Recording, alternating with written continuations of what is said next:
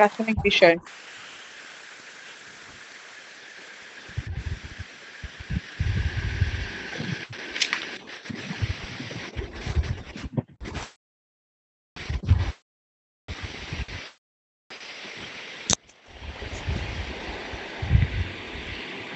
আমরা প্রথমে অল্প সময়ের মধ্যে গতকাল আমি ক্লাস নিতে পারিনি,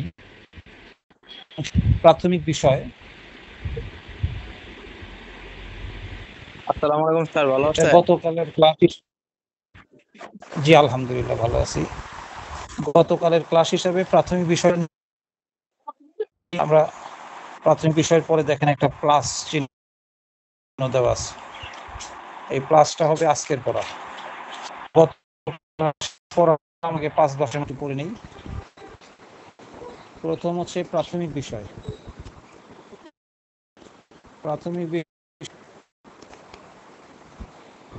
যে বিষয়টা মূলত আসবে প্রাথমিক বিষয় থেকে,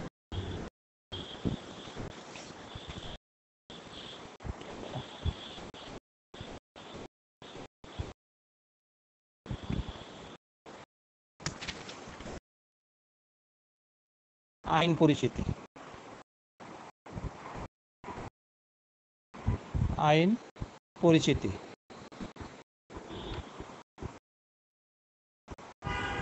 আইন পরিচিতি হিসাবে আজকে আমরা কোন আইনটা পরিচিতি করব বলেন তো? কোন আইনের সাথে আপনাদেরকে পরিচয় করিয়ে দিব? সেই আইনটার কি নাম? হ্যাঁ, দেওয়ানি কার্যবিধি 1908। এটা আমরা সবাই জানি আর কি। তাই আমি আজকে বিষয় হিসাবে পাঠিয়েছি দি কোড অফ সিভিল প্রসিডিউর। এটা সংক্ষিপ্ত হলো সিপিসি। সিপি। এখন এই সিপিসি বা দেওয়ানি কার্যবিধি 1900 সম্পর্কে আমরা প্রথমে একটা আইন পরিচিতির মধ্যে প্রথম বিষয়টা হচ্ছে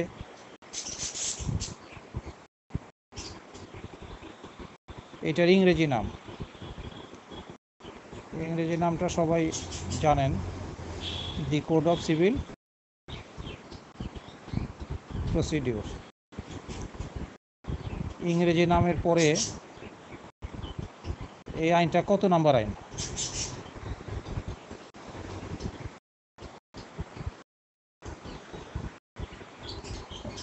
দেওয়ানি কার্যবিধিটা কত নম্বর আইন কেউ বলতে পারবেন?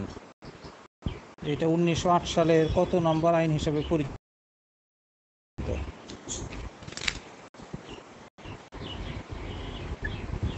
5 নম্বর আইন। 19 নম্বর আইন।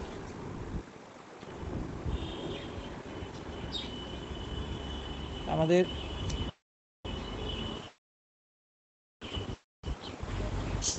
এই আইনটা কার্যকর,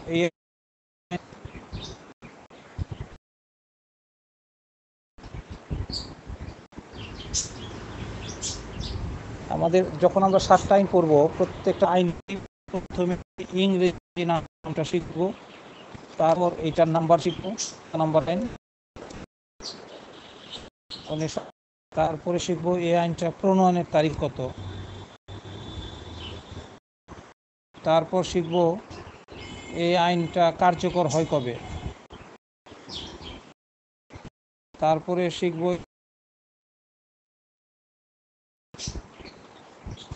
কতটুকু এলাকার জন্য প্রযোজ্য।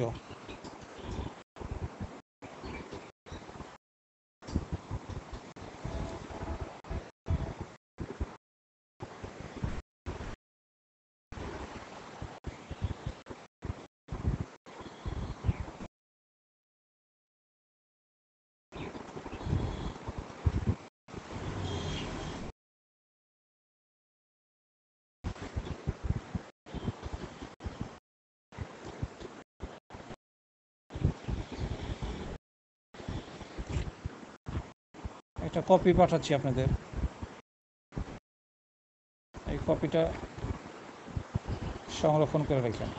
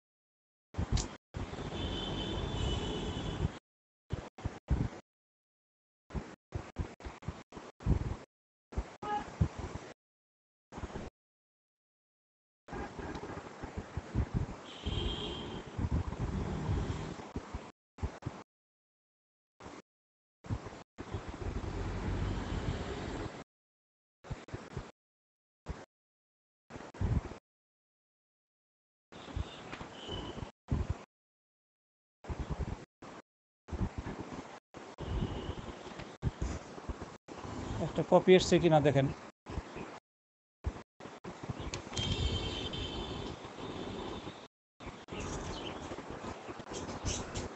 এই কপিটা বারবার দেখবেন। এখানে পরিষ্কার লেখা আছে, দেখেন, দি code of civil procedure, act number 5।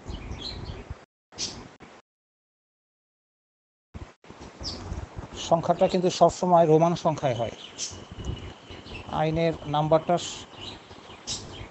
সবসময় রোমান সংখ্যায় হয়। এই আইনটা প্রণয়ন হয় কবে? 1908 সালের 21 মার্চ। এটা এমসিকিউ হইতে পারে যে এই আইনটা দেওয়ানি কার্যবিধি প্রণয়ন হয় কবে। আর এরপরে যে অংশটা দেখতেছেন সেটা হলো প্রস্তাবনা। এই যে অ্যানেক্স 2 দিয়ে যে লেখাটা, এতটুকু হচ্ছে আমাদের প্রস্তাবনা। তাহলে কেউ কি বলতে পারবেন যে দেওয়ানি কার্যবিধি 1908 কেন প্রণয়ন হয়? এটা কিন্তু লিখিততে আসতে পারে যে দেওয়ানি কার্যবিধি 1908 এই আইনটাকে কেন পাশ করা হয়, কেন প্রণয়ন। আর আমরা একসাথে নিচ্ছি এমসিকিউ, রিটেন প্লাস ভাইবা। এই কারণে এই মুহূর্তে আমি আপনাদেরকে পড়াবো দেওয়ানি পাশ করা হয় বা প্রণয়ন করা হয়। এই ধরনের প্রশ্ন যদি আসে যে দেওয়ানি কার্যবিধি 1908 এটা কেন পাশ করা হয়, তাহলে আমরা প্রথমেই বলবো কেন পাশ করা হয় সেটার উদ্দেশ্যটা, কারণটা নিহিত আছে স্বয়ং দেওয়ানি কার্যবিধি 1908 প্রস্তাবনাতে। এই কথাটা বলতে হবে। তারপরে প্রস্তাবনার ভাষ্যমতে লিখে এখানে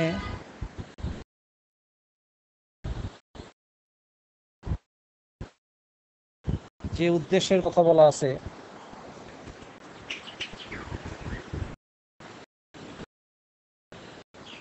সেই উদ্দেশ্যের কথাটা বলতে হবে যে দেওয়ানি কার্যবিধি 1908 এটা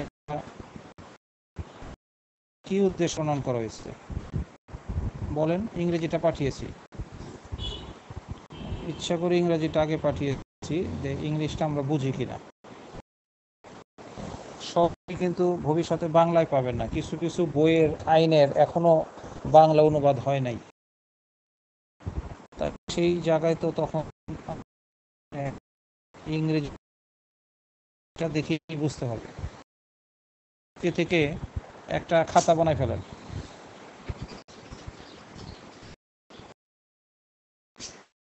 এই খাতা, এই যে আমি যে প্রস্তাবনাটা পাঠিয়েছি,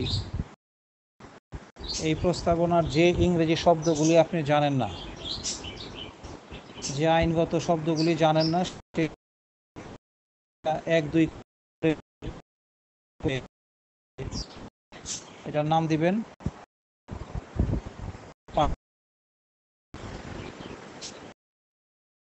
পার্সোনাল ল ডিকশনারি।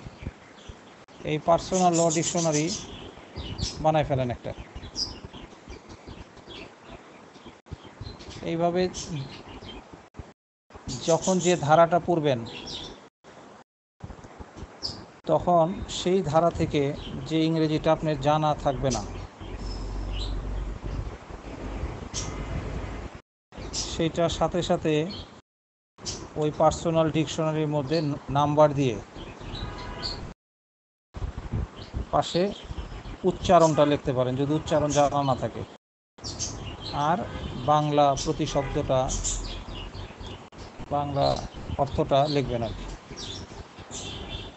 এইভাবে ধীরে ধীরে ইংলিশের প্রতি আপনার একটা জানা এবং দক্ষতা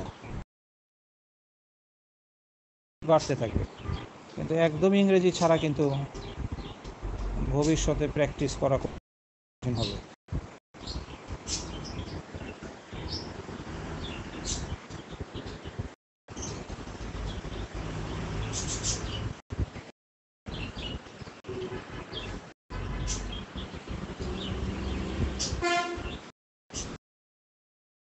তাইলে এখানে ইংরেজিটা দেখে কেউ একটু বলেন কি লেখা আছে এখানে,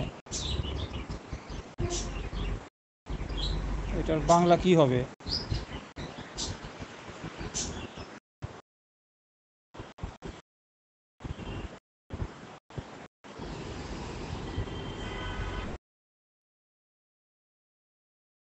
অ্যাক্ট মানে হচ্ছে দি কোড অফ সিভিল প্রসিডিউর 1908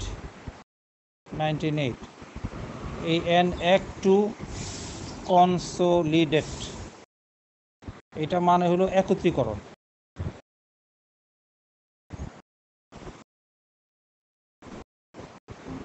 এটার মানে কি বলছি বলেন? একত্রীকরণ, কনসোলিডেট। অ্যান অ্যামেন্ড, অ্যামেন্ড মানে সংশোধন, সংশোধন। তাহলে এই আইনটা একত্রীকরণ এবং সংশোধন, the laws related to the procedure of the courts of civil judicature. বাংলাটা লিখে নিতে পারেন।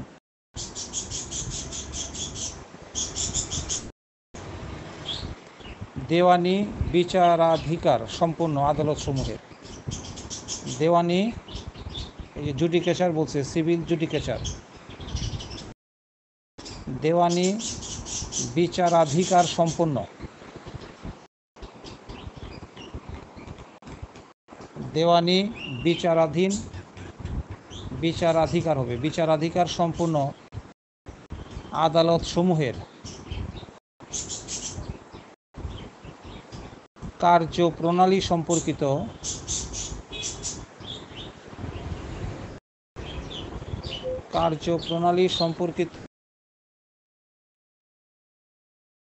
একত্রীকরণ ও সংশোধন করার জন্য। এই প্রস্তাবনার অর্থটা কিন্তু লিখিত পরীক্ষার জন্য খুবই গুরুত্বপূর্ণ, আবার এমসিকিউ আসতে পারে যে দেওয়ানি কার্যবিধি 1908 কেন পাশ করা হয়েছে। তখন এই পাশের উদ্দেশ্য 2-3টা ভুল থাকতে পারে, আর একটা সঠিক হয়তো থাকতে পারে। তাহলে সেই জায়গায় তো আপনি সঠিক উত্তর দিতে হলে এই উদ্দেশ্যটা অবশ্যই আপনাকে জানতে হবে যে দেওয়ানি বিচারাধিকার সম্পন্ন আদালতসমূহের কার্যপ্রণালী সম্পর্কিত আইনসমূহ একত্রীকরণ ও সংশোধন করার জন্য।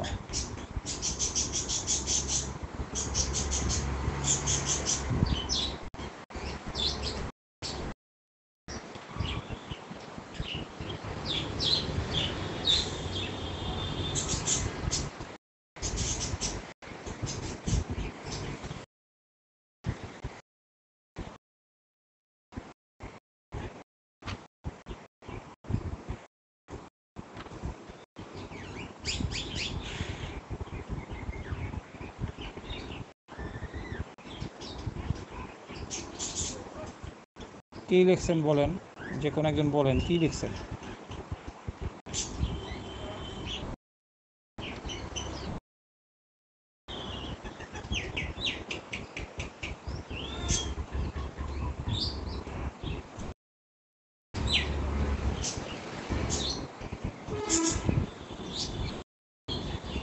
প্রস্তাবনায় দেওয়ানি কার্যবিধি 1908 পাশের উদ্দেশ্য সম্পর্কে কি বলা আছে?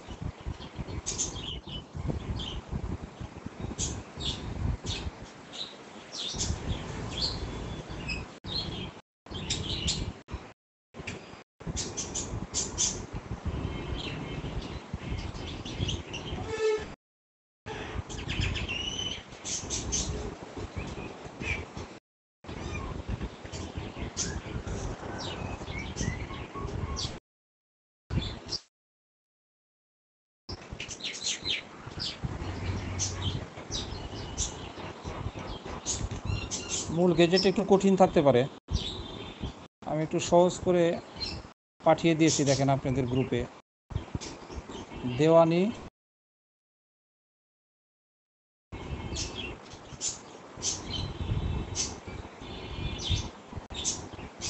দেওয়ানি বিচারাধিকার সম্পন্ন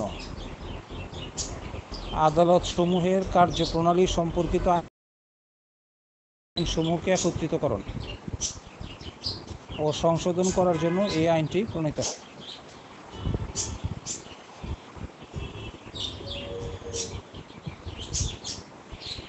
বিচারাধিকার সম্পন্ন কথাটা যদি কঠিন লাগে তাহলে সরাসরি চলে আসবেন দেওয়ানি আদালত সমূহের কার্যপ্রণালী সম্পর্কিত। দেওয়ানি আদালত সমূহের কার্যপ্রণালী সম্পর্কিত আইন একত্রীকরণ ও সংশোধন করার জন্য এই আইনটি মানে দেওয়ানি কার্যবিধি 1908 আইনটি প্রণয়ন করা হয়। তাই কেন প্রণয়ন করা হয় এটা এমসিকিউ লিখিত ভাইভাতেও জিজ্ঞাসা করতে পারে আপনি, যে দেওয়ানি কার্যবিধি 1908 পড়েছেন, আপনি বললেন পড়েছি, বলেন এই আইনটা কেন পাশ করা হয়।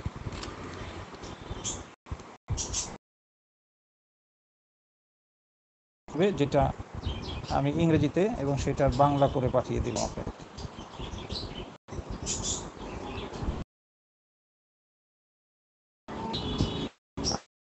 আমাদের কি লাগতেছে, ইংরেজি নামটা শিখতে হবে, আইন নাম্বারটা শিখতে হবে, প্রণয়নের তারিখটা শিখতে হবে 21 মার্চ 1908, প্রস্তাবনার ভাষ্যটা শিখতে হবে। প্রাথমিক বিষয় থেকে আরও কিছু শিখতে হবে। এবার আসেন এক ধারায়। এই আমি এক ধারা পাঠিয়েছি দেখেন, এই যে প্রস্তাবনার নিচে প্রিলিমিনারি নিচেই দেখেন এক ধারা। এক ধারার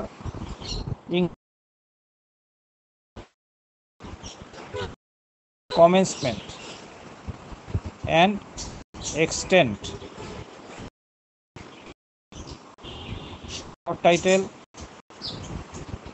শর্ট টাইটেল মানে শিরোনামটা এর নিচে দেখেন 3টা উপধারা আছে। এক ধারার কিন্তু 3টা উপধারা আমরা দেখতেছি, 1, 2, 3, one is act may be, এরকম কথা বলা আছে কিনা দেখেন। cited as the code of civil procedure 1908 বা 1908। এই যে এখানে পাইলাম যে এই আইনটার সংক্ষিপ্ত শিরোনাম হবে দি কোড অফ সিভিল প্রসিডিউর 1908। তাহলে আমরা গত কোনো একটা ক্লাসে এরকম বলেছি অবশ্যই, যে কোনো আইন যখন আমরা পড়ব সেই আইনের এক ধারার এক উপধারায় আমরা পাবো শর্ট টাইটেল বা আইনটার নাম, সঠিক নাম কি। 2 উপধারায় আমরা পাবো হচ্ছে কমেন্সমেন্ট, এটা কত তারিখ থেকে কার্যকর হয়। এই কমেন্সমেন্টের অর্থ হলো বলবৎ, কার্যকর, অ্যাক্টিভ হয় কবে থেকে। এখানে বলা আছে first day of January. It মানে দেওয়ানি কার্যবিধি 1908, it shall come into force মানে কার্যকর হয় on the first day of January 1909। তাহলে 1 জানুয়ারি 1909। যারা এতদিন বাংলাটা মুখস্থ করেছেন চেষ্টাটা রাখবেন, ইংরেজি থেকেও প্রশ্ন হইতে পারে। আপনি তো পড়ে গেছেন যে এই আইনটা কার্যকর হয় কবে, কিন্তু যদি প্রশ্ন করে যে দেওয়ানি কার্যবিধি এটা কমেন্সমেন্ট হয় কবে, তাইলে তো একটা সর্বনাশ হওয়ার উপক্রম হবে না, বলতে পারে না ইংরেজিটা দিয়ে কমেন্সমেন্ট হয় কবে দেওয়ানি কার্য, তাহলে এটা কয়জন পারবে বলেন।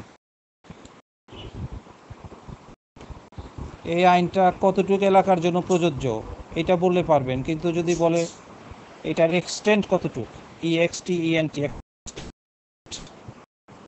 এক্সটেন্ট কতটুকু, এটা কিন্তু 3 উপধারায় বলা আছে। এক ধারার 3 উপধারায় বলেছে it extends to the whole of Bangladesh. এই আইনটা সমগ্র বাংলাদেশের জন্য প্রযোজ্য। কাজে গত কোনো একটা ক্লাসে আমি বাংলা এক ধারার এই বাংলাগুলি বুঝিয়েছিলাম, যে বাংলা যে কোনো আইনের বাংলা অনুবাদকৃত আইনে এক ধারার 1, 2, 3 কি থাকে। আর আজকে আমি ইংরেজিটা একটু দেখিয়ে দিলাম, এবং এখান থেকে কিছু অবশ্যই জানা শব্দ আছে, কারণ এখানে সবাই শিক্ষিত, অনেকে আমার চেয়েও বেশি শিক্ষিত হতে পারে, কিন্তু ইংরেজি শব্দগুলি জানা থাকলেও লয়ের অনেক শব্দ বা টার্ম, লিগাল টার্ম, এইগুলি আমাদের জানা নাই।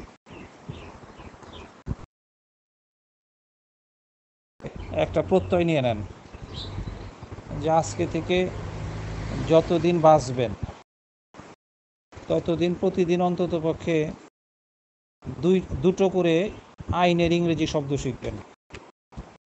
প্রতিদিন যদি 2টো করে শিখেন আইনের শব্দ, তাহলে মাসে 60টা হবে। 60-এ 12 দিয়ে পূরণ দিলে, এইভাবে আমার যে ব্যক্তিগত অভিজ্ঞতা, তাতে আমার মনে হয় যে আমরা যদি 2900 থেকে 3000 আইনের শব্দ জানি। আজকে যেমন জানলাম কমেন্সমেন্ট, এক্সটেন্ট,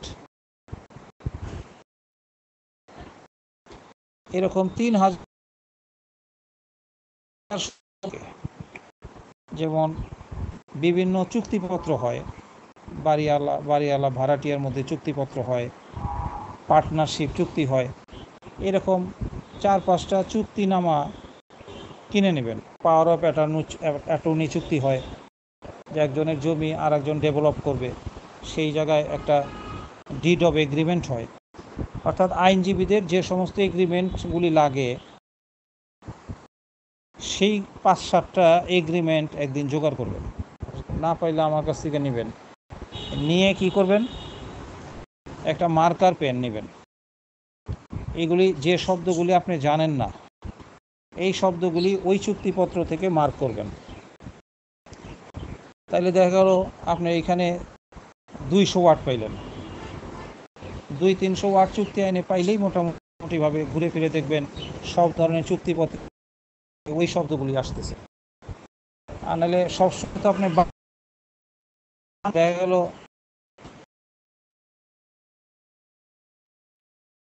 জায়গায় গেলেন, আপনার এক অপরিচিত মক্কেল এসে এই চুক্তিপত্রে কি লেখা আছে আমার একটু পড়ে শোনান বা বলেন, আমি তো ইংরেজি আইনের ভাষা বুঝতে পারতেছি না। এখন তার আবার এখনই দরকার, পরামর্শটা এখনই দরকার, যে এখানে 18 নম্বর কলামে কি বলছে। কারণ 18 নম্বর কলাম আপনি কি এখন একটা ডিকশনারি বের করে ঘাটাঘাটি শুরু করবেন, তার সামনে নেই, এত সময় তো সে আপনাকে দিবে না। কিংবা সে বলতেছে যে ইংরেজিতে একটা লিগাল নোটিশ আসছে, আর আপনিও ইংরেজিতে এটার একটা জবাব দিবেন, কিন্তু সেই জবাবটা কালকে সকালে আমাকে দিতে হবে। এখন আপনি কি সারা রাত জেগে জবাবই লিখবেন, না এখন ল ডিকশনারি ঘাটাঘাটি করবেন? ল ডিকশনারি ঘাটাঘাটি করলেই লাভ কি আপনার? এটা তো ইংরেজিতে আইনের সেন্টেন্স বানিয়ে সেটাকে আপনাকে লিখতে হবে। তো এইভাবে কিছু আর্জি, কিছু জবাব, একটা এজাহার শিখতেছেন বাংলায়, 2টা ইংরেজি এজাহার খুঁজে বের করেন। এই 2টা এজাহার থেকে দেখেন কি ধরনের ইংরেজি আছে, সেই ইংরেজিগুলি মার্ক করেন। আর এই যে একটা পার্সোনাল ল ডিকশনারি নাম দিয়ে দিলাম আপনাদের, এই পার্সোনাল ল ডিকশনারির ভিতরে আপনি লিখবেন 1 নম্বর অধ্যায় চুক্তি সম্পর্কিত ইংরেজি ডিকশনারি বা ল ডিকশনারি, চুক্তি সম্পর্কিত। আর একটা লিখবেন আর্চি সম্পর্কিত। এইভাবে যে বিষয়টার উপরে আপনার এই ইংরেজি চ্যাপ্টারটা থাকবে সেটার উপরে সেই নামটা দিবেন আপনি।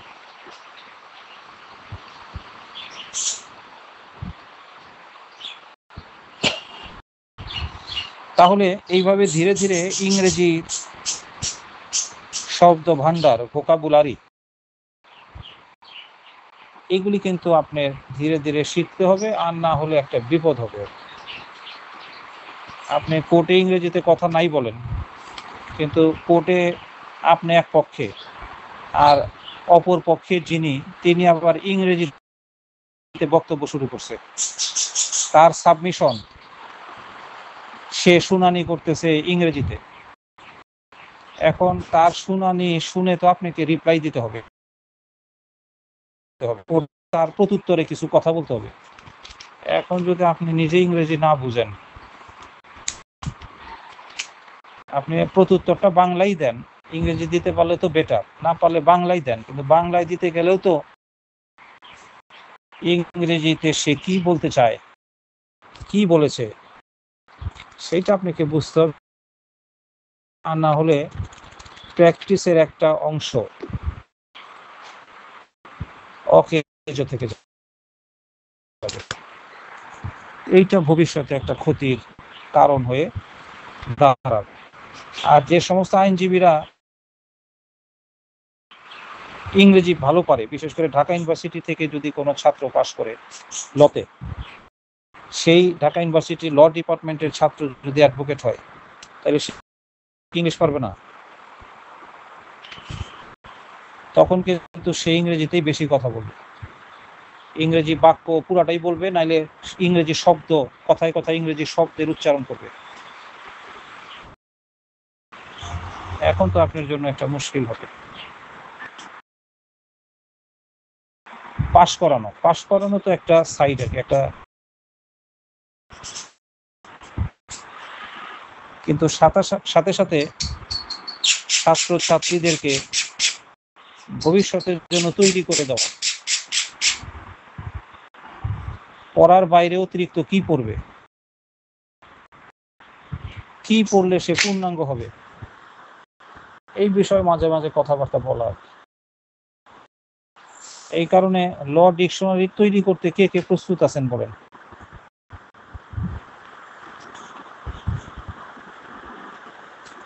এবং এই ডিকশনারিটা কিন্তু দেখাবেন, আমি হলো কথায় না কাজে বিশ্বাসী, শ্রদ্ধা করেন, ভালোবাসেন, এই কথাগুলি কাজে যদি প্রকাশ করতে পারেন, তাহলে সেইটা গ্রহণযোগ্যতা পাবে। প্রতিদিন যদি 2টো করে হয়, 7 দিনে কয়টা হয়? 14টা। আপনারা প্রথমে কালকের ভিতরেই একটা পার্সোনাল ল ডিকশনারি যে রেজিস্টার খাতা কিনবেন,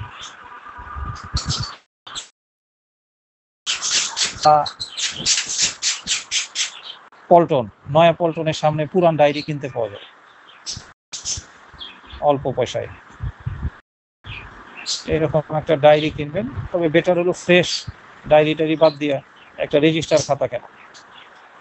এই রেজিস্টার খাতাটা একটু মোটা কিনেন, কিনে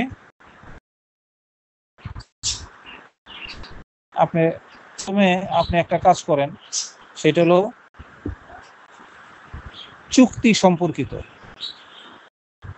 চুক্তি সম্পর্কিত ল ডিকশনারি, এটা বানান। আজকে আমরা দেওয়ানি কার্যবিধি শুরু করেছি, তাহলে দেওয়ানি কার্যবিধি 1908 সম্পর্কিত বিষয়, এইটা দিয়ে দেওয়ানি কার্যবিধিতে যে শব্দগুলি পাবেন, অনেক শব্দই পাবেন, আজকেও কয়েকটা পেয়েছেন, প্রস্তাবনা, আবার এক ধারায় কিছু অজানা শব্দ পেলেন। আবার যখন ভিতরের দিকেও যাবেন তখন দেখবেন আরজি পাবেন। আরজি ইংরেজি কি? প্লেন ইংরেজি কি? Written statement. সমন ইংরেজি কি, এইভাবে যখন যে চ্যাপ্টারটা যে বিষয়টা পড়বেন ওইখানে সাথে সাথে ইংরেজির একটু চর্চা এবং ওইখান থেকে ইংরেজি নিয়ে আপনি এইগুলা লেখা শুরু করেন। কালকে যারা খাতাটা কিনবেন আমার একটু দেখায় গ্রুপে পাঠাই দিন যে খাতা কিনেছেন, আর খাতার উপরে নাম দিবেন পার্সোনাল ল ডিকশনারি। এইভাবে যদি আপনি করতে থাকেন 2-1 বছর পরে দেখবেন একটা ল ডিকশনারি হয়ে যাবে। খালি নিজের জন্য পৃথিবীতে বেঁচে থাকবেন এরকম না। এই ল ডিকশনারিটা এখন আপনি ইচ্ছা করে ছাপাইতেও পারেন। 50,000 1 লাখ টাকা খরচ বানাইলেন, ওই সময় আরো কিছু পরিশ্রম করে আরো কিছু শব্দ টব্দ নিয়ে মোটামুটি ভাবে একটা বই বানাইলেন, এই বইটা আপনি পাবলিশ করলেন। এই বইটার মাধ্যমে কিন্তু নতুন প্রজন্মের ছাত্রছাত্রীরা, শিক্ষানবিশ, আইনজীবী তারাও একটা ল ডিকশনারি নাই, চ্যাপ্টার ওয়াইজ। এটা যদি আপনি একটা বানাইতে পারেন তাহলে এটা কোনো আইনজীবী অবশ্যই কিনে নেবে। কেন কিনবে? তাহলে তার এখন তো একটা শব্দ বের করতে গেলে পুরো ডিকশনারি পাতা করতে হয়, কিন্তু সে তার এই মুহূর্তে দরকার হচ্ছে চুক্তি সম্পর্কিত পাওয়ার অফ অ্যাটর্নি, যে ল্যান্ড ওনারের সাথে ডেভেলপার কোম্পানির হয়েছে, এরকম একটা বিষয় দিয়ে ওই সম্পর্কিত যদি 200-300 ইংরেজি শব্দ দিয়ে দেন, তাহলে এখন যদি এই আইনজীবী বের করতে চায় কোনো শব্দ, কোনো শব্দের বাংলা জানতে চায়, 7 বছর তার জন্য হয়ে দাঁড়াবে। এবং এই ল ডিকশনারিটা দিয়েই কিন্তু আপনি আইনজীবী সমাজে একটা নামের প্রকার। অনেকে আপনি কেন, যেমন আমি অনেকে আমার জীবনেও দেখে নেই, আমিও দেখি নাই, সেও দেখে নেই, কিন্তু লিটন স্যার নামে যে পৃথিবীতে একজন ব্যক্তি আছে, লিটন স্যার যে আইনের একজন শিক্ষক, এইটা কিন্তু অনেকেই জানে। জীবনে কোনো একটা জায়গায় দেখা হইলে তখন সে বলে যে আপনি লিটন স্যার। আর একদিন একটা কাজে একটা স্কুলে গিয়েছি, সে অবশ্য 2 জনের নাম বলছে। আমি যখন বললাম লিটন স্যার, তখন বললো যে হ্যাঁ আপনার নাম আমি অনেক আগেই শুনেছি, আর মিলন স্যারের নাম শুনেছি। লিটন স্যার আর মিলন স্যার, এই 2 স্যারের নাম আমরা জেনেছি। কিভাবে জানলেন? যে আমার স্বামী পরে আর কি ল পড়ে। তাহলে কোন স্যারের কাছে পড়বে, কি করবে না করবে এই সম্পর্কে এই যে একটা বিষয়, এই পরিচিতিটা কিন্তু আপনাকে বাড়াতে সাহায্য করবে। আর যদি পরিচিত নাও বাড়াইতে চান, এই ল ডিকশনারিটা আপনাকে একটা আশীর্বাদ হিসাবে কাজ করবে। এর আজকে শুক্রবার, আগামী শুক্রবারে এই ল ডিকশনারিতে কে কয়টা ওয়ার্ড লিখতে পারছেন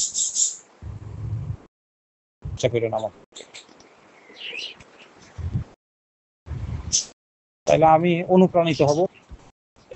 ভবিষ্যতে আর একটা বিষয়, যে ল ডিকশনারি ছাড়াও একজন আইনজীবীর কাছে আর কি কি সংগ্রহ থাকতে হবে। শুধু ল বই পড়া দিয়ে কিন্তু কিছুই হবে না, সাথে আনুষঙ্গিক এই কর্মকাণ্ডগুলি, অতিরিক্ত পরিশ্রমগুলি করতে হবে। আইনও করবেন, পাশাপাশি ইংরেজি একটা ডিকশনারি লেখা আজকে থেকে আপনি শুরু করেন। এখন আমরা যে জায়গাটা আসবো সেটা হচ্ছে এক ধারায় 3টা বিষয় থাকে, এই 3টা থেকেও কিন্তু এমসিকিউ করতে পারে যে এই আইনটার সঠিক নাম কি। কতে দিল কোড অফ সিভিল প্রসিডিউর 1908।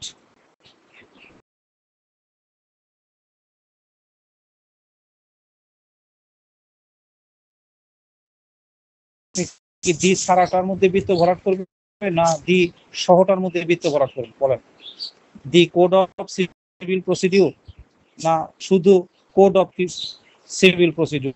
এটার মধ্যে বৃত্ত ভরাট করবেন? বলেন। দ্বিটা সহ এটার মধ্যে করবেন বৃত্ত ভরাট, না দ্বি ছাড়া করবেন? হ্যাঁ, কারণ এক ধারার এক উপধারাটা দেখেন, সেকশন 1 সাবসেকশন 1, এইখানে কিন্তু পরিষ্কার বলা আছে এটার নাম কি হবে। সেইখানে কিন্তু দ্বি থেকে শুরু করছে। এখানে যদি দ্বিটা না থাকতো তাইলে আপনি কোনোদিন দ্বি বলতে পারতেন না। যেহেতু এখানে দ্বি আছে, দ্বি কোড অফ, এই জন্য দ্বি অবশ্যই বলতে হবে। আবার কিন্তু প্যাচ লাগাইতে পারে দি সিভিল প্রসিডিউর কোড, এটা বলতে পারে দি সিভিল প্রসিডিউর। এই আইনটার সঠিক নাম কি? দি সিভিল প্রসিডিউর কোড নাকি দি কোড অফ? সিভিল আগে না কোড আগে? বলেন, কোড আগে না সিভিল আগে? হ্যাঁ, এইভাবে কিন্তু নানান ভাবে প্যাচ দিয়ে আপনাকে বিভ্রান্ত করবে। শেষে আপনি যদি চেতনা না থাকে তাহলে উল্টা পাল্টা বাইজা যাবে পরীক্ষার হলে। এই জন্য এটা বারবার পড়ে মুখস্থ করতে, দি কোড অফ সিভিল প্রসিডিউর, সংক্ষেপ হলো সিপিসি। তাহলে প্রথম সিতে হলো কোড, সিওডি কোড। প্রথম সিতে কি, এটা কিন্তু ভাইভাতে জিজ্ঞাসা করতে পারে, এটা প্রথম সিতে কি? প্রথম সিতে কি সিভিল না কোড? এখন আসলে তো পড়াশোনা আপনারা যে পড়াশোনা যেটা সিলেবাস এইটি তো করে সময় পান না, শিখাইতে পারি না, এখন এখানে দুইটা শব্দ দেখেন, একটা হলো কোড আর একটা হলো সিভিল। সিভিলের বাংলা মানে দেওয়ানি কাকে বলে, দেওয়ানি বিষয়টা কি, এটা তো জীবনে আমরা পড়াশোনা করি। বারবার যে আমি দেওয়ানি কথা বলতেছি, দেওয়ানি কার্যবিধি, তাহলে দেওয়ানিটা কি, কার্যবিধি কথাটার অর্থ কি, দেওয়ানি কথার অর্থ কি, এইগুলি যদি আপনি এখন থেকে না পড়েন তাহলে ভবিষ্যতে কিন্তু দল ভারী করতে পারবেন। এখন ঢাকা জজ কোর্টে 15,000 আইনজীবী আছে, আপনারা কি আরো 300 সংখ্যা বাড়াইতে পারেন? 15,300 হবে, এই দলটারে ভারী করতে পারেন। কিন্তু মেধা স্বাক্ষর রেখে মেধাবী আইনজীবী সমাজ গঠনে কোনো ভূমিকা আপনি রাখবেন। এভারেজ আইনজীবী হবেন, গড়পড়তায় আইনজীবী, কালো কোট গায়ে থাকবে, কিন্তু আপনাদের দিয়া প্রকৃত আইন চর্চা হবে না। তাহলে মেধার স্বাক্ষর যদি রাখতে চান, একজন মেধাবী আইনজীবী হিসাবে যদি আইনজীবী সমাজে পরিচিত হইতে চান, যেমন সবাই ডাক্তার, কিন্তু তারপরও ডাক্তার সমাজ কিন্তু জানে যে কিডনির উপরে সবচেয়ে ভালো মেধাবী ডাক্তার কি, এটা কিন্তু বাইরের আমরা না জানলেও ডাক্তার সমাজ জানে যে এই দেশে আসলে প্রকৃত হার্ট বিশেষজ্ঞ কে। বাকিগুলো হয়তো বাঁশি বাজাইতেছে, টাকা পয়সা কামাই করতেছে, প্রচার অপপ্রচার কইরা, কিন্তু প্রকৃত ডাক্তার কে এইটা খুঁজে পাওয়া কঠিন। আজকে আমি একটা ল চেম্বারে ছিলাম, ওখান থেকে আসলাম রামপুরাতে, একজন গ্যাস্ট্রোলজি, গ্যাস্ট্রিকের উপরে একজন ডাক্তার দরকার, সেও একটা নেতা, বিএনপির নেতা, আবার অ্যাডভোকেট, তার ওখানে ছিলাম। এখন দেখা গেল যে আশেপাশে পপুলারে, ইবনে সিনা থেকে শুরু করে ডেল্টা, এই যে আমাদের হিরো আলম ভর্তি ছিল রামপুরাতে একটা হাসপাতালে, সেই হাসপাতাল দেখা গেল সব হাসপাতালে সে ফোন করলো, যেহেতু নেতা, সব হাসপাতালেই কিন্তু এই বিষয়ে ডাক্তার আছে। এখন পেশটা লাগছে কোথায়? পেশটা অবশ্য আমি লাগাইছি। পেশটা আমি লাগাইছি এই কারণে যে আমি তার নেতারে জ্ঞান দিলাম যে আসলে তো যেহেতু আপনার মা, এখন এই বিষয়ে ডাক্তার তো সব হাসপাতালই আছে, প্রকৃত ডাক্তারকে আনালে রোগ আরো জটিল হয়ে যাবে, রোগ তো কমবে না, আরো বাড়তে থাকবে। কিন্তু এটা যদি একজন প্রকৃত মেধাবী এই জাতীয় বিশেষজ্ঞের কাছে গিয়া পড়ে, তাইলে সে কিন্তু সঠিক রোগটাকে নির্ধারণ করতে পারবে, সিমটমের সাথে সে মিলাইতে পারবে।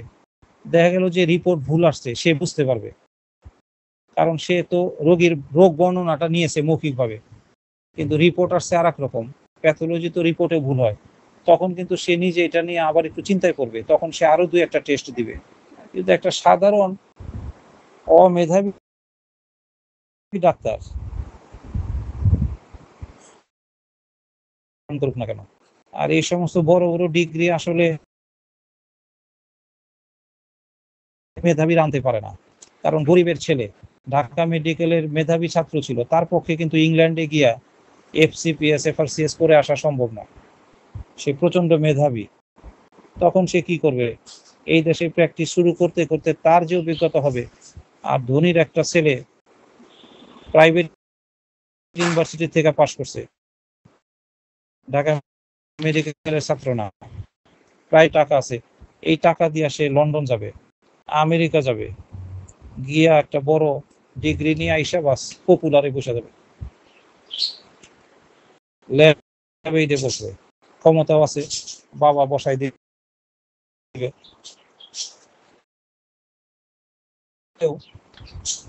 ডাক্তার সমাজ জানে, আবার আইনজীবী সমাজও জানে যে প্রকৃত মেধাবী আইনজীবী কে, তাকে কিন্তু আলাদাভাবে ওই আইনজীবী সমাজ সম্মান করবে। পৃথিবীতে আমরা বেঁচে থাকি কেন, এই যত পড়াশোনা একমাত্র কারণ হলো অন্যের সম্মান পাওয়া, এই কারণে, অন্য কোনো কারণ। খাবার খাই হলো বেঁচে থাকার জন্য, আর এই যত পরিশ্রম করে একটা পদ ধারণ করতে চাচ্ছে সম্মানের জন্য। সম্মানই যদি না থাকে তাহলে আইনজীবী হয়ে লাভ কি? এই গঠনে আপনাকে একটা ভূমিকা রাখতে হবে, এই জন্য লিখতে হবে। এটা শুরু করেন, এটা করতে করতে আরো কিছু কাজ আপনাদের দিয়ে দিব পর্যায়ক্রমে, এইটাও করতে থাকবেন। কোন মামলাটা কেন হয় এটা নিয়ে যদি একটা বই লেখেন, যে আমি কখন 8 ধারার মামলা করব, কখন স্থায়ী নিষেধাজ্ঞার মামলা করব, কখন অস্থায়ী নিষেধাজ্ঞার দরখাস্ত করব, কখন বাধ্যতামূলক নিষেধাজ্ঞার দরখাস্ত করব, কখন চুরির মামলা করব, কখন যৌতুকের মামলা করব, এইভাবে যদি আপনি একটা বই লিখে রাখেন, খালি নাম দিবেন কখন কোন মামলা, কখন কোন মামলা, এই নামে একটা বই করেন আপনি, দেখেন এই বইটা কত চলে। কারণ কোন মামলা কখন করবে এইটা কিন্তু আইনজীবীরা ধরতে পারে না। সাধারণ আইনজীবীরা যাদের পড়াশোনা কম, শেষে দেখা যায় মামলা হবে একটা, দায়ের করে আর একটা, এরপর যায় মামলা নষ্ট হয়ে, মামলা খারিজ হয়ে, তারে আরো বোকা বানানোর জন্য বলে যে আমি কি করব, দুর্নীতির দেশ, প্রতিপক্ষ টাকা পয়সা দিয়া মামলা খারিজ করে দিচ্ছে, কিন্তু নিজের দোষে, নিজের ত্রুটিতে, নিজের অবহেলায়, নিজের না জানা কারণে যেটা খারিজ হয়েছে, মামলায় ক্ষতি হয়েছে, এই দেয় না। আর মক্কেল যদি বুঝতে পারে কোনোভাবে, সে নিজে অথবা অন্য মেধাবী আইনজীবীর মাধ্যমে তার সাথে কথা বলে, তাহলে এই মক্কেল আর জীবনে আপনার কাছে আসবে না, এই মক্কেলটাকে আপনি চিরদিনের জন্য হারিয়ে ফেলবেন। মক্কেল তো আপনার কাছে আসছেই, সে জানে না আপনি জানেন, এই জানাই যদি সে বুঝতে পারে যে আপনি জানাটাও ভুল, আপনিও জানেন না, তাইলে কেন আপনার কাছে ভবিষ্যতে মামলা নিয়ে আসবে? এই জন্য এখন থেকে এমন ভাবে পড়াশোনা করেন। আচ্ছা, এখন আমরা অতিরিক্ত কিছু তথ্য দিচ্ছি, বেসিক তো প্রাথমিক বিষয় থেকে আইন পরিচিতির মধ্যে এই কয়টাই আর কি। এটার ইংরেজি নাম কি, সংক্ষিপ্ত নাম কি, সংক্ষিপ্ত নাম হলো CPC, এটা প্রণয়নের তারিখ কত, এটা আইন নাম্বার কত, এটা কার্যকর হয় কত। পাশাপাশি আর একটা তথ্য দিচ্ছি যে এই আইনে কি আছে, এই আইনে কি আছে কেউ বলতে পারবেন? এই আইনে প্রস্তাবনা আছে। অনেক সময় ভাইবা বোর্ডে কিন্তু এই প্রশ্ন আপনাকে করতে পারে যে দেওয়ানি কার্যবিধিতে কি আছে। তখন আপনি বলবেন একটা প্রস্তাবনা আছে, একটা প্রস্তাবনা আছে। ধারা আছে কয়টা? 158টা। যদি আপনাকে বলে ধারা কয়টা আছে, তাই কিন্তু 58টাই বলতে হবে, যদিও বর্তমানে 155টা আছে। অর্থাৎ 56, 57, 58 এই তিনটা শেষ ধারা বাতিল হয়ে গিয়েছে। মাঝখানেও কয়েকটা ধারা বাতিল হয়েছে, কিন্তু তারপরও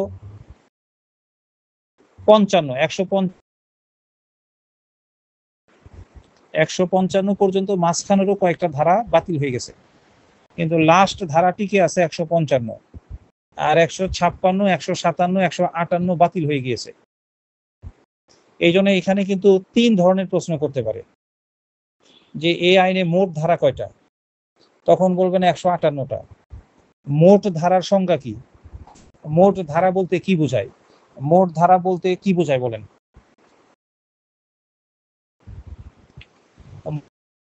মোট ধারা বলতে বোঝায়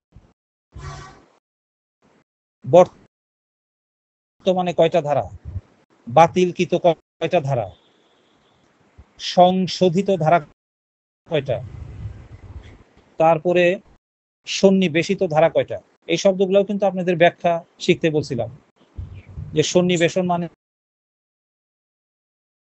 কি আর প্রতিস্থাপন মানে কি, এবং এই তিনটার ইংরেজি। প্রতিস্থাপন ইংরেজি কি পাওয়া যাবে না, এটা অন্য একটা শব্দ পাইতে পারেন, আর ওইটা প্যাচ লাগবে। আইনের ভাষায় প্রতিস্থাপন ইংরেজি কি? আইনের ভাষায় সংশোধন ইংরেজি কি? আইনের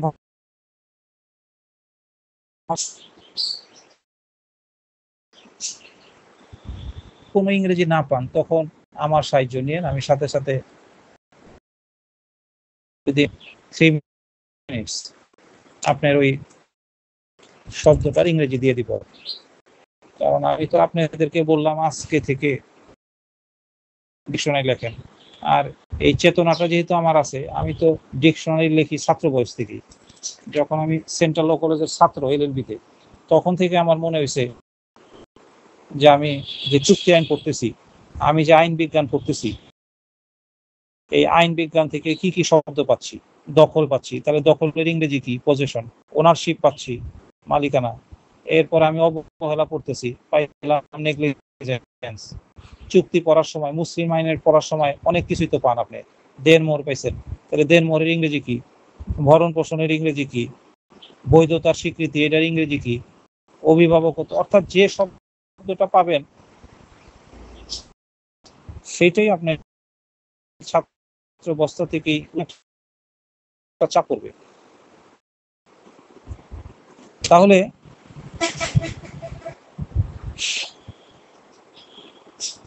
যদি এরকম প্রশ্ন করে যে এই দেওয়ানি কার্যবিধির মোট ধারা কয়টা, তাহলে মোট ধারা মানে হচ্ছে টোটাল। তার মানে 1908 সালে যখন দেওয়ানি কার্যবিধি তৈরি করা হয়, তখনকার ধারা, এর মধ্যে যদি কিছু বাতিল হয়ে যায়, এই বাতিলকৃত ধারা সহ আবার যদি পার্লামেন্ট কিছু ধারা সন্নিবেশন করে, তাহলে এই সন্নিবেশিত ধারা, আবার যদি কিছু ধারা যদি সংশোধন করে, তাহলে সেই সংশোধিত ধারা। এই সংশোধিত ধারাগুলি সাধারণত কি নামে থাকে বলেন তো? সংশোধিত ধারা চিনবেন কিভাবে? চেনার একটা উপায় আছে। সন্নিবেশিত ধারা কিভাবে চিনবেন? পড়ার মেধাটা কিন্তু এই পর্যন্ত আনতে হবে আর কি। আপনাকে একটা ধারা দেখাই যদি বলি ধারা না সংশোধিত ধারা, সন্নিবেশিত না সংশোধিত, তাইলে তো একটা প্যাচ লাগবে। এক সময় এই তিনটা শব্দেরও ব্যাখ্যা আপনাদেরকে জানিয়ে দিব, এটা ভবিষ্যতের জন্য মনে এই একটা বিষয়। আর একটা বিষয় হলো, যদি মোট ধারা বলে তাইলে বলবেন 158। আর যদি বলে ধারা কয়টা, তাইলেও 158টা বলবে। কিন্তু যদি বলে বর্তমানে ধারা কটা, অ্যাট প্রেজেন্ট, বর্তমানে, তাইলে বলবেন 155টা। বর্তমান প্রেজেন্ট কথাটা যদি থাকে তাইলে বলতে হবে 155টা।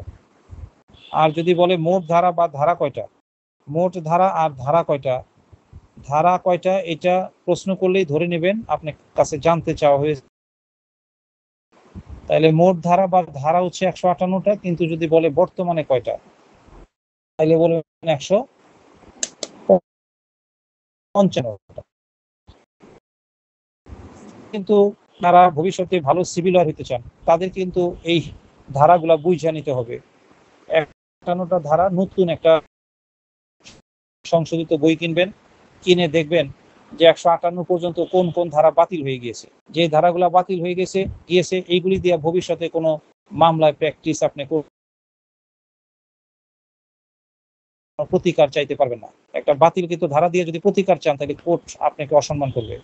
কোর্ট মেধাহীনতার কারণে আইনজীবী নিজেই আইন জানে না, পেপারে উঠে যেতে পারেন, ভাইরাল হয়ে যেতে পারেন, আইনজীবী নিজেই আইন জানে না, এরকম একটা শিরোনাম হবে পত্রিকায়।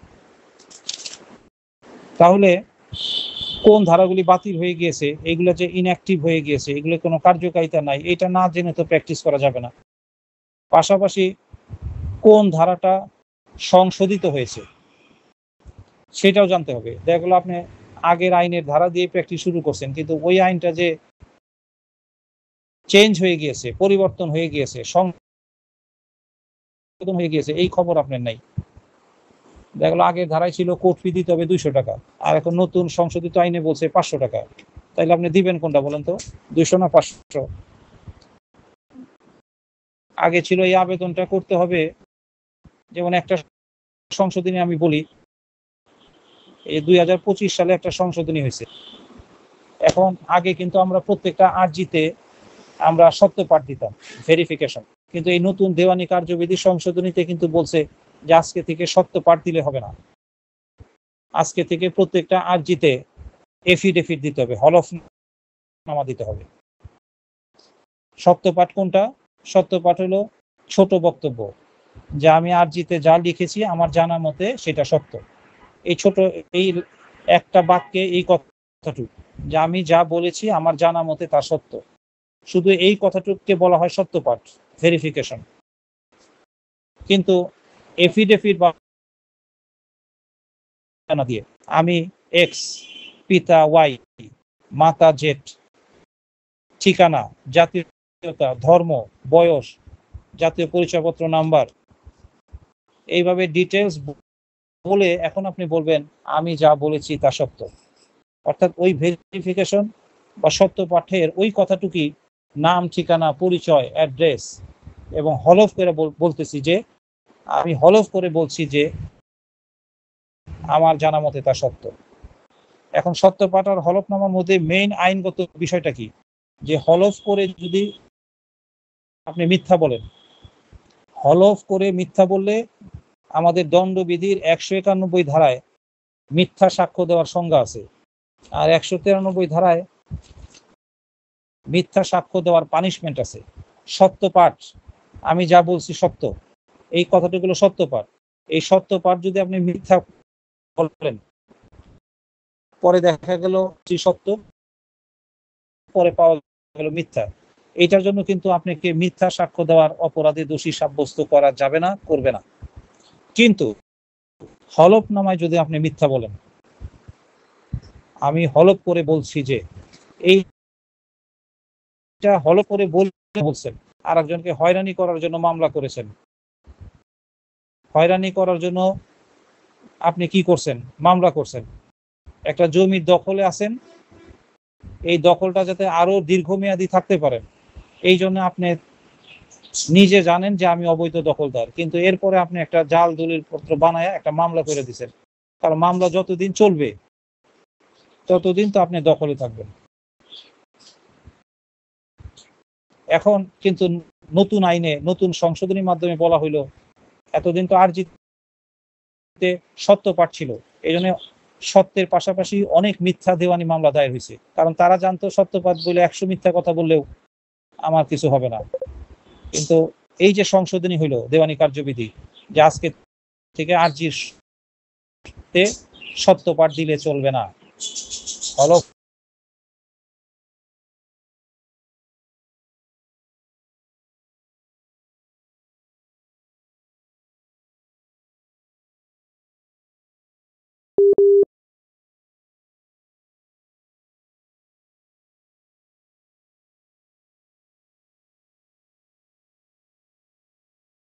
সে কিন্তু কয়টা ধারা বাতিল হয়েছে এটা না বইলা বলবে দেওয়ানি কার্যবিধির কোন কোন ধারা ওমিটেড হয়েছে, রিপিল্ড হয়েছে। এই কারণে কিন্তু আজকে আমি ইংরেজির উপরে একটু গুরুত্বটা দিয়েছি, কারণ অনেক বাংলা জেনেও আপনি ভাইবা বোর্ড থেকে বিতাড়িত হয়ে আসতে পারবেন। আর তখন কিন্তু ওনারে বলতে পারবেন না যে বিচারপতি মহোদয় এই রিপিল্ডের বাংলা কি, এইটা একটু বলেন, বাংলায় প্রশ্ন করেন, এরকম কি বলতে পারবেন যে বাংলায় প্রশ্ন করেন? রিপিল মানে জানেন না, তাইলে আর আইনজীবী হওয়ার দরকার নাই, এইটা তারা ধরে নেবে। এই জন্য আসলে ভাইবা বোর্ডে আপনাকে কোন প্রশ্ন করবে বা এমসিকিউ প্রশ্নটা কি, যেমন আপনাকে প্রশ্ন করলো দেওয়ানি কার্যবিধির কোন ধারাটি রিপিল হয়েছে বা ওমিটেড হয়েছে, এরপরে এমসিকিউ দিল ক খ গ ঘ, তাহলে এখন এই ওমিটেড মানে কি, রিপিল মানে কি, এটা তো আপনাকে অবশ্যই। এরকম আরো তো দুই একটা কঠিন শব্দের ইংরেজিও আছে, এগুলো তো ইংরেজিতে আসতে পারে এমসিকিউ আকারে। তাহলে অন্তত পক্ষে যা পড়তেছেন তার 10% সময়টা একটু ইংরেজির উপরে দিয়েন। যা পড়তেছেন ওই পড়ার মধ্যে 10 দেওয়ার চেষ্টা করেন, আর নাইলে কিন্তু একটা বিপদ হওয়ার সম্ভাবনা আছে। তাহলে দেওয়ানি কার্যবিধি এইখানে কিন্তু আর একটা প্রশ্ন আসতে পারে, যেটা সর্বপ্রথম বিধিবদ্ধ হয় কবে? 1908 সালে। এটা তো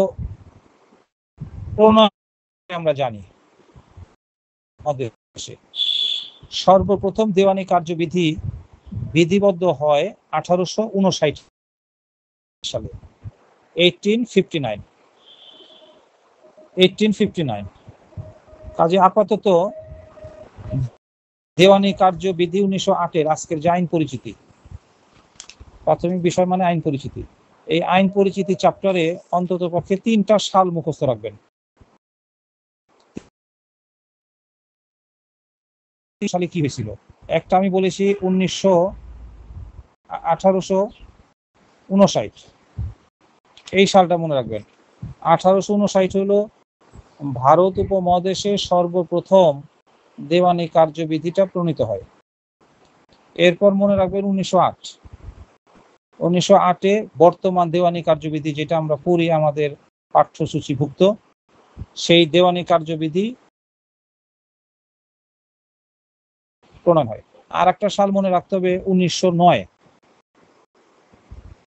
1909 কেন মনে রাখবেন বলেন?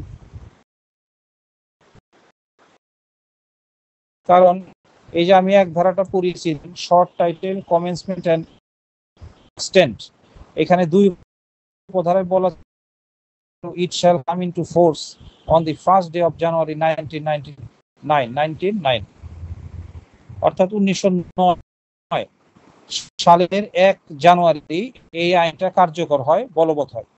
তাহলে 1909 সালে এই আইনটা দেওয়ানি কার্যবিধিটা কার্যকর হইল, 1908 সালে প্রণয়ন হইল, আর 1859 সালে ভারত উপমহাদেশে সর্বপ্রথম দেওয়ানি কার্যবিধি প্রণয়ন হইল বা দেওয়ানি কার্যবিধির যাত্রা শুরু হইল। শুধু এই কয়টা সাল জানলেই কিন্তু এনাফ না। আজকের ক্লাসে আমি এই 3টা সাল বললাম, আর কি কি সাল জানতে হবে? আরো দেওয়ানি কার্যবিধির ইতিহাসে আইন পরিচিতিতে সেটা হচ্ছে কোন কোন সালে এই দেওয়ানি কার্যবিধিটা সংশোধন হয়েছে। 13 হয়েছে, 17 হয়েছে, 18 হয়েছে, সর্বশেষ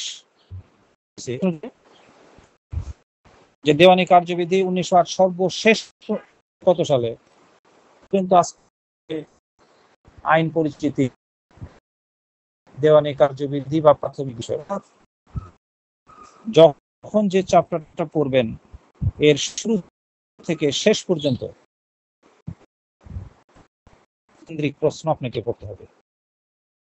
বিভিন্ন দৃষ্টিকোণ থেকে যত ধরনের প্রশ্ন সামনে আসবে সব ধরনের প্রশ্ন পড়তে হবে এবং এক চ্যাপ্টারের মধ্যেই বেশ সময় দিয়ে পড়াশোনা করতে হবে। এরকম কাজ করি না যে বাজার থেকে একটা বই কিনলেন, এরকম বহুত ছাত্র আমি ফেল করতে দেখছি, স্যার অনেকগুলো বই কিনছি, এইগুলি একবার না 10-12 বার আমি এই মাথা থেকে ওই মাথা শেষ করে হলে গেলাম, তারপরে কেন ফেল হইলো বুঝলাম না, কেন প্রশ্ন কমন পড়লো না বুঝলাম না।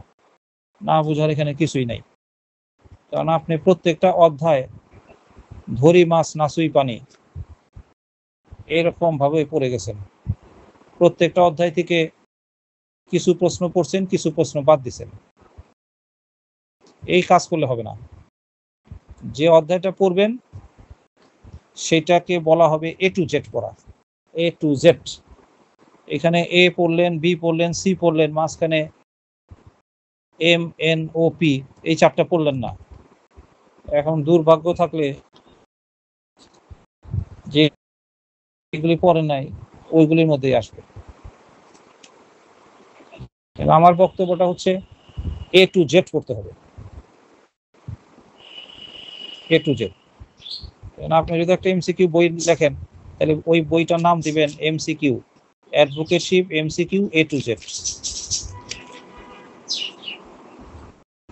বেশ কয়েকটা বইয়ের নাম কিন্তু আজকে দিয়ে দিয়েছে, যার যেটা মনে হয়। অথবা যদি কেউ কখনো বই লেখেন আমার কাছ থেকে অন্তত নামটা নিয়ে নেবেন যে স্যার বইয়ের নাম কি দিবেন। তাহলে এমসিকিউ এ টু জেড এই নামে একটা বই করার চেষ্টা করেন, যে যখন যে চ্যাপ্টারের আলোচনাটা ছাত্র পাবে একদম এই চ্যাপ্টারের এ টু জেড সে পাবে। কিন্তু একটা বইয়ের মধ্যে কিন্তু একটা অধ্যায় এ টু জেড নাই। প্রাথমিক বিষয় থেকে দেখেন আজকে আমি কত কথা বলে দিচ্ছি, বাজারে যে কোনো বই কিনা দেখবেন এর কিছু কথা আছে কিছু কথা নাই। তাহলে এখন এই তালিকাটাও আপনাদের কাছে লাগবে কতবার সংশোধন হয়েছে, কোন কোন সালে সংশোধন হয়েছে, এবং সেই সংশোধনের মাধ্যমে দেওয়ানি কার্যবিধির কোন কোন ধারাটাকে সংশোধন করা হয়েছে। বা এই বিষয়ে ধারণা না নিয়ে গেলে কিন্তু এই সংশোধিত সন্নিবেশিত ধারা পড়েন নাই, বুঝেন নাই, তাহলে কিন্তু আপনার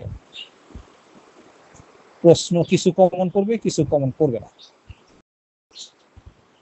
এতে ক্ষতিগ্রস্ত হবেন আপনি।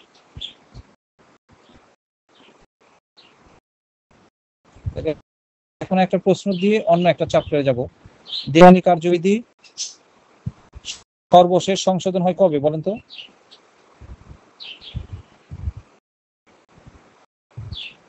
2025 নাকি?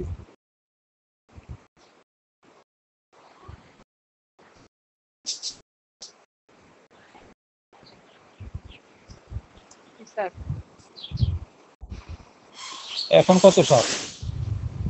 2025 সালে। তাহলে 2025 সালে কি দেওয়ানি কার্যবিধি সংশোধন হয়েছে? জি স্যার, সর্বশেষ সংশোধন হয়েছে। আচ্ছা, তাহলে এখন যদি পড়াশোনা করতে হবে আর কি, সর্বশেষ জ্ঞানের পড়াশোনা করতে হবে। এখন দেখলে আপনি যে বইটা কিনছেন এটা 24 সালের বই কিনছেন, 24 সালের এডিশন প্রকাশক। পুরান বই যদি কিনেন এটার মধ্যে কি সর্বশেষ সংশোধন 25 এটা লেখা থাকবে? বলেন তো আপনি, লেখা থাকবে কিনা? 24 সালের বই কিনছে, 25 সাল সংশোধন সর্বশেষ, এইটা কিন্তু এখানে থাকবে না। ওইখানে থাকবে কি 22 বা 23 বা 18, অর্থাৎ সর্বশেষ 24 পর্যন্ত সর্বশেষ যেটা ওইটা লেখা থাকবে। এখন যদি আপনি 22-এ বৃত্ত ভরাট করে আসেন, 25-এর খবর নাই আপনার। তাহলে আজকে থেকে এটা একটা কাজ হিসেবে নিয়ে আনলেন। একটা তো ল ডিকশনারির কাজ নিলেন, কান খাড়া রাখেন। হ্যাঁ, ইউটিউব চ্যানেলে খালি সাকিব কোথায় গেল, খবর কি, এই খবর নিয়ে কোনো লাভ নাই আমাদের। প্রতিদিন ইউটিউব চ্যানেল বা বিভিন্ন চ্যানেলের দিকে, পত্র পত্রিকার দিকে আমরা তখন খবর শোনা ভুলেই গেছি। নিউজ, খবর, এইগুলি কিন্তু আমরা, কারণ ইউটিউব চ্যানেলটা বের করলে এত ধরনের খবর থাকে। এই যে ইরান আর ইসরায়েলের যুদ্ধ নিয়ে কয়েকদিন কাটাইলাম আমরা, কিন্তু এগুলি তো আমাদের কোনো কাজে লাগবে না। ইরান যুদ্ধে জয়লাভ করলেই কি, আর ইরান পরাজিত হইলেই কি, তাই না? আপনি বলতে পারেন এটা তো একটা ধর্মীয় ব্যাপার, মুসলমানদের ব্যাপার। আপনার মধ্যে মুসলমানত্বই তো নাই, আপনি নিজে 5 ওয়াক্ত নামাজ পড়েন না, আর এইদিকে ইরানের পক্ষে স্লোগান দেন ইসরায়েলের বিরুদ্ধে। এইখান থেকেই পারলে যুদ্ধে চলে যান। আগে তো আপনাকে মুসলমান হতে হবে, তারপরে বর্ণনা করবেন। এরকম কাজকর্ম এখানে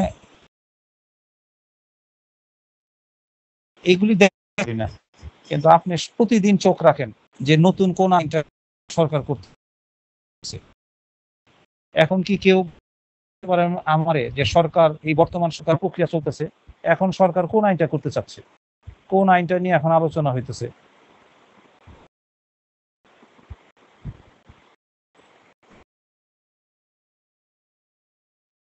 এই দিকে আপনাদের দৃষ্টি নাই। তাহলে সরকার কোন আইনটা করতে চাচ্ছে এইটার দিকে দৃষ্টি রাখতে হবে, কারণ যে এই আইনটা কখন সরকার পাশ করে ফেলে, কবে সেটা কার্যকর করে ফেলে, তখন কিন্তু আবার ওইটা আপনি গেজেট একটা সংগ্রহ করতে হবে, ওই আইনটা পড়ে দেখতে হবে, বুঝতে হবে যে এই আইনের মধ্যে কি বলা আছে না আছে। এইভাবে একটু পরিশ্রম করতে হবে। এইদিকে যারা নিয়মিত দৃষ্টি রেখেছেন তারা কিন্তু জানেন যে দেওয়ানি কার্যবিধিটা 25 সালে সংশোধন হয়ে গিয়েছে।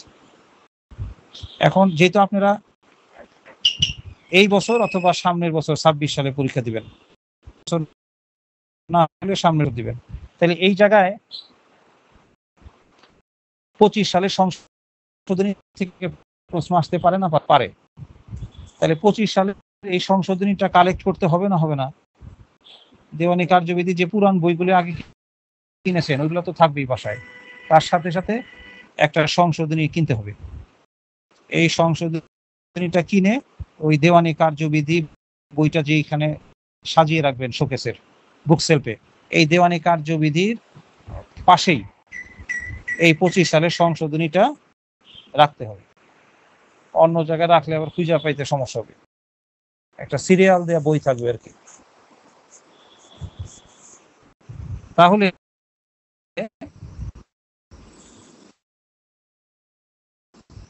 এই দেওয়ানি কার্যবিধি সংশোধন 2025 সত্যপাঠকে পরিবর্তন করে এইখানে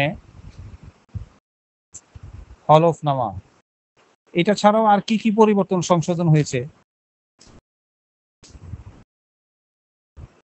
এই জন্য আগামী ক্লাসে আমরা কোন একটা ক্লাসে এই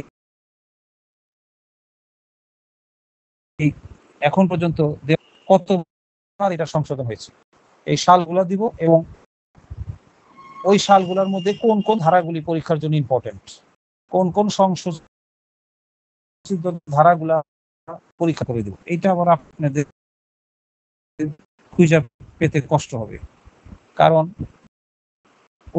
1983 সালের দেওয়ানি কার্যবিধি সংশোধন, এইখান থেকে কোন কোন ধারাটা প্র্যাকটিক্যাল, কোন কোন ধারাটা করবেন সিভিল প্র্যাকটিস, তখন আপনি বুঝতে পারবেন যে একটা আইনের সব কিন্তু লাগে না সব সময়, কোন কোন ধারাগুলো সব সময় লাগে, বেশি লাগে, এই ধারাগুলো পরীক্ষায় বেশি করে খেয়াল রাখতে হবে। তারপরে যে আলোচনাটুকু করলাম সে আমি একটু সাজিয়ে একটা সিরিয়াল করে আজকের আলোচনার পয়েন্ট দিয়ে দিয়ে 1 2 3 4 করে করে যতটুকু পর্যন্ত আলোচনা করেছি সেটা দিয়ে দিব, আপনারা একটু সংগ্রহের মধ্যে রাখার চেষ্টা করবেন। আর 8 মিনিট থাকতে পারবেন, 11টা 2 বাজে 11টা 8 মিনিট পর্যন্ত। এখন এই প্রাথমিক বিষয় এটা শেষ করার পরে আপনাদের আরেকটা চ্যাপ্টারে যেতে হবে বাধ্যতামূলক, সেই চ্যাপ্টারটার নাম হলো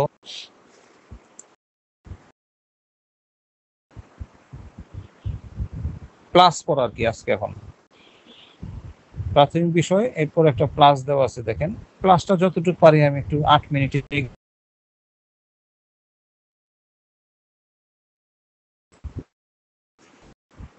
এখানে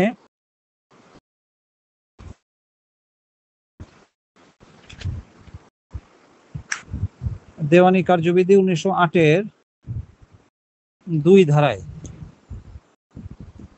দেওয়ানি কার্যবিধি 1908-এর 2 ধারায় বেশ কিছু বিষয়ের সংজ্ঞা দেওয়া আছে। এই সংজ্ঞাগুলি কিন্তু এমসিকিউ,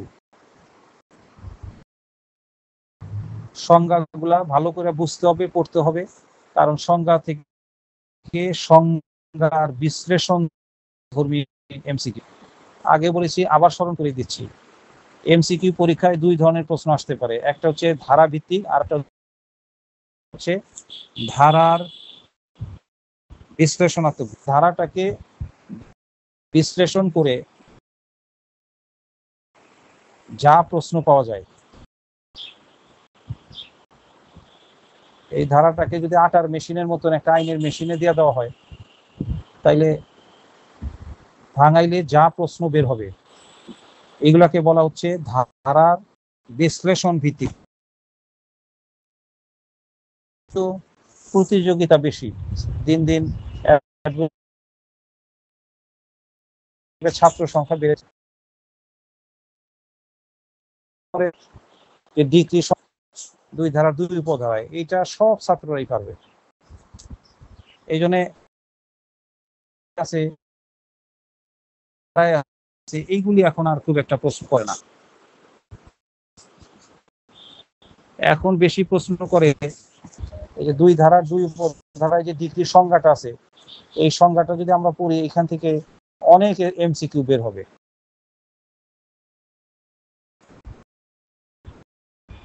যেমন আইনজীবী হিসেবে পড়াশোনা করতেছেন, আপনি ধারা 2 পদটা ডিক্লারেটর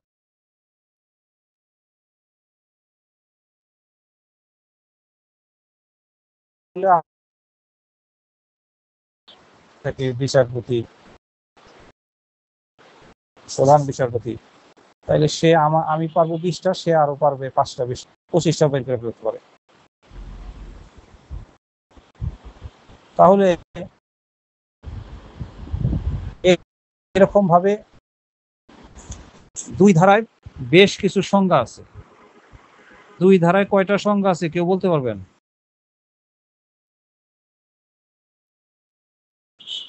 ইন টোটাল কয়টা সংজ্ঞা আছে?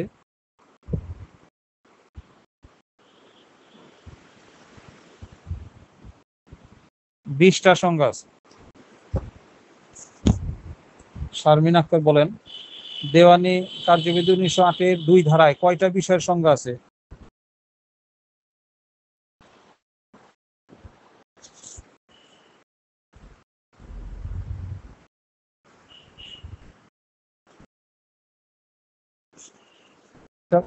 আছে 20টা।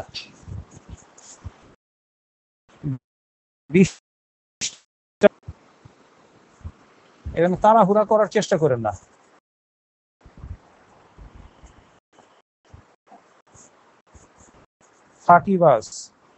ফাঁকিবাজদের কয়েকটা লক্ষণ আছে, তার মধ্যে একটা লক্ষণ হলো সবসময় দেখবেন তাড়াহুড়া। এগুলি মনে করবেন ফাঁকিবাজ। পরীক্ষার দিন দেখবেন সিএনজিতে গিয়া, সিএনজি তো মাঝে মাঝে ব্রেক করে, ঝাঁকি লাগে, এই ঝাঁকি খাইতেছে, তারপরও ছাত্ররা পড়তে পড়তে যাইতেছে। এবার পরীক্ষা হল গিয়া দেখবেন পেপার বিছিয়ে ওইখানেও পড়তেছে। তার মানে বোঝা গেল এই ছাত্রগুলি সারা বছর পড়ে নাই। কারণ যারা ভালো ছাত্র ওরা পরীক্ষার 7 দিন আগে পড়াশোনা ক্লোজ, সে খালি এখন মূল মূল পয়েন্টগুলি, ধারাগুলি, বিষয়গুলি বারবার সে নিয়ন্ত্রণে আনতে থাকবে। আমার আপনার মতন একদম সিএনজির মধ্যে বসে পরীক্ষার হলের সামনে পেপার বিছায়া এইগুলি তারা করবে না। ফাঁকিবাজের আর একটা লক্ষণ হলো তাড়াহুড়া, তাই না? অফিস হলো 8টায়, ঘুম থেকে উঠছে 7:30টায়। এই ফাঁকিবাজ এখন কি হবে? তাড়াহুড়া, দাঁত না ব্রাশ করে দেখবেন চলে যেতেছে, নাস্তা ওর দেখেই চলে যেতেছে তাড়াহুড়া করে, কারণ ফাঁকির মধ্যে তো পড়ে গেছে। এইখানে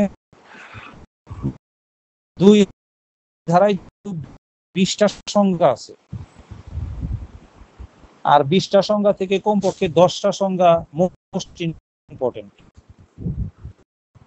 ভালো কইরা না জান, পইরা গেলেন, ডিগ্রি পইরা গেলেন, কিন্তু রায়ের সংজ্ঞাটা 2 ধারার 14 উপধারায়, 9 উপধারায় এই সংজ্ঞাটা হয়তো আদেশই যে আসবে, রায়ের সংজ্ঞা যে কোন প্রশ্ন আসবে না এটা বুঝলেন। আবার বাজারের এমসিকিউ বই কিনলেন, আমার ধারণা যারা এমসিকিউ বই লিখছে বাজারে, ওদেরকেও যদি এমসিকিউ পরীক্ষা দিতে দেন আপনাদের সাথে, তাহলে ওরা প্রত্যেকেই নিঃসন্দেহে।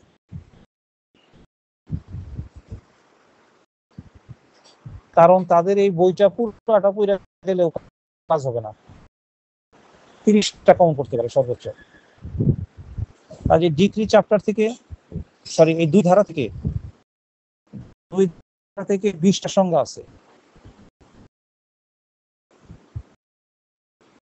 সম্ভব হইলে এই 20টা সংজ্ঞাটা কোন উপধারায় আছে এইটা কিন্তু একটু নিয়ন্ত্রণে নিতে হবে পর্যায়ক্রমে আর কি। কিন্তু আগে আমি আপনাদেরকে দিব এই 20টা উপধারার মধ্যে সবচেয়ে যেগুলি সেইগুলি আমি আপনাদেরকে চেষ্টা করব। তার মধ্যে 2 ধারার 2 উপধারা অবশ্যই আসবে। এখানে ডিগ্রি সংজ্ঞা একটু দেখতে পারেন, নোট করতে পারেন। বইপত্র ছাড়া আগে একটু আমি জ্ঞান থেকে কথা বলতেছি, যে ধারাগুলি আমাদের কোর্টে বেশি লাগে।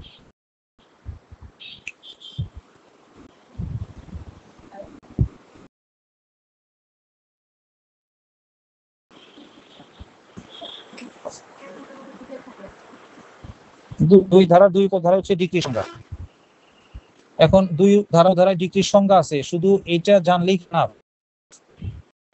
এখন বিশ্লেষণে যাইতে হবে ধারার। বলেন এই ধারার বিশ্লেষণে গেলে আমরা ডিগ্রি কাকে বলে, ডিগ্রি কত প্রকার, ডিগ্রি কে দেয়, কেন দেয়, কখন দেয়, কিভাবে দেয়, নানান ধরনের প্রশ্ন পাইতে থাকবো। একটা এই 2 ধারার 2 উপধারা কত কথা বলতে পারে সেটা আমি যখন পড়াবো তখন বুঝতে পারবেন।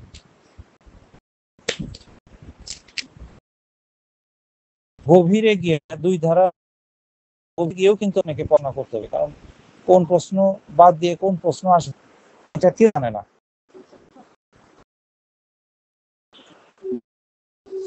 তারপরে একটা উপধারা খুব গুরুত্বপূর্ণ দেখ, 14 উপধারা। আদেশের সংজ্ঞা, এটা খুব গুরুত্বপূর্ণ। 2 ধারার 14, 2 ধারার 14 আদেশের সংজ্ঞা।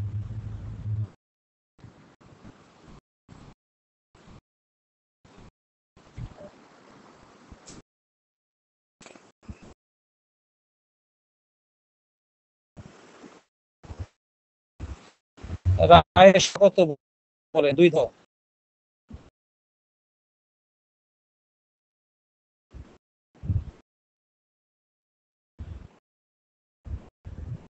যে বলতেছি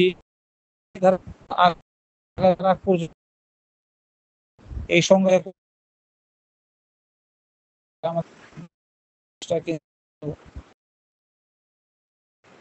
আপনাদের বই এবং তো আপনাদের